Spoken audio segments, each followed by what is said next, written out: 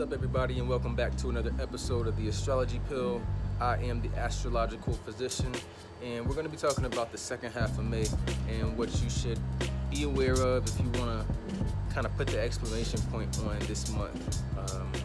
It's been a good month. We've started to see a lot of people go back to work, and things get a little bit back to normal as life starts to put itself back together.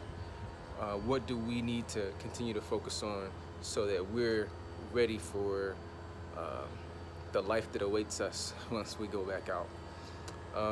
Got to come back stronger. You know, when you go into isolation, you got to come back and you have to be a lot different, transformed. That's what should happen. And I know that a lot of us have been kind of focusing on ourselves and starting to realize things that we probably need to go and do better. So pretty early on in the second half of May, we're going to see the Sun trine Jupiter, and it's also going to go on and trine Saturn as well. Once it moves into Gemini, we're going to see that not only that there's more truth around what it is that we're capable of doing, but there's also going to be a focus. This is the area that you need to be putting your time in, whether it's something that you just started or it's something that you've been doing, but this is pretty much where you need to be putting majority of your time into in order to build on what you already have. And that's what Jupiter is showing us when it trines the Sun, is this is what you have pretty much. It's going to expand it. So it's going to show it in a more expansive light. But again, once the Sun trines Saturn, Saturn is going to restrict and show it basically in more of a realistic terms of like what you really have. The Gemini new moon will take place on May 22nd.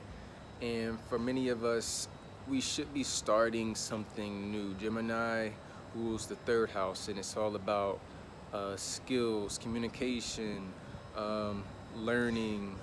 It's also your neighborhood and your siblings. And so we should expect to see some type of new beginning when it comes to any of those things that I just named.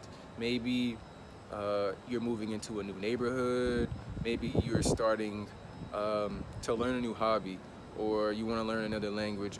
But you're definitely going to be more curious about a lot of different things, because Gemini is a really curious energy. It just wants to kind of be social and know a lot about a lot of different little things. It's more detail oriented than its opposite, Sagittarius, which is all about the big picture, and it's very much more goal oriented, whereas Gemini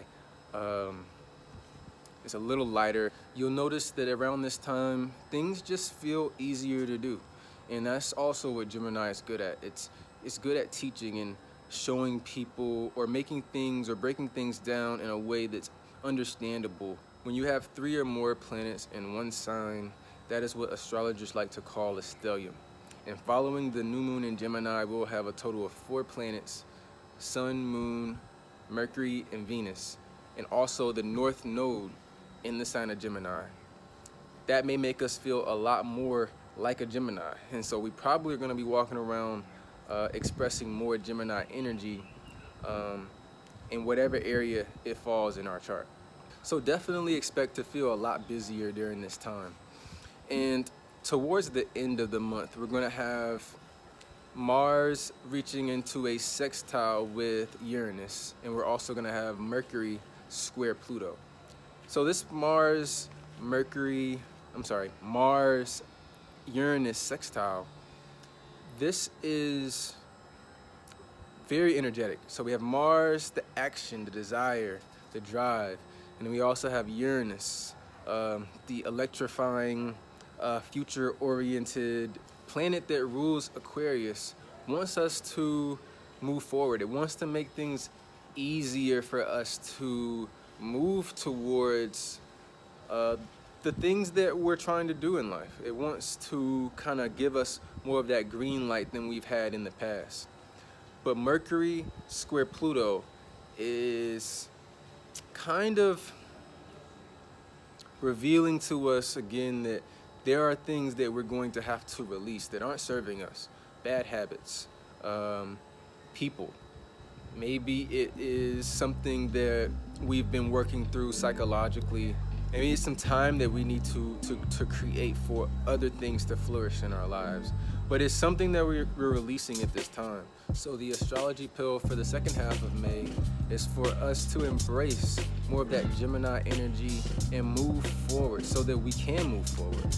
Embrace new ideas, new hobbies, new goals, and whatever it is, understand that it may become something that we do on a more regular basis. And so that may require us to give up something so that we can make it more routine for us, and we can make that transition a little bit easier. So I hope this has been helpful to everyone out there who's just trying to figure out what's going on or what the second half of May has in store for them. I ask that you continue to like, share, comment, and subscribe to our channel as we continue to put out content for you guys every single week.